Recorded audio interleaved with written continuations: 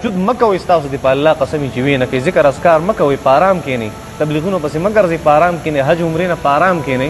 پارام کې اول خپل معاملات ټیک کې بیا عبادت کوي.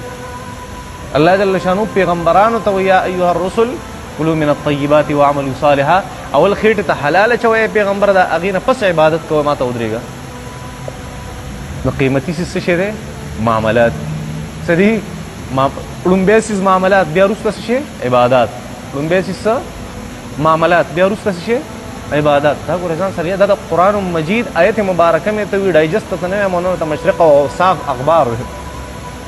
قرآن مجید داسو ای پیغمبرانو تاسو حلال خورئ هغې نه پس بیا ما ته ودرېږئ عبادت کوئ. اعمال صالحه اله قبلیږي چې کله د سړي په خېټه کې حلال پراته په دوکې مال نه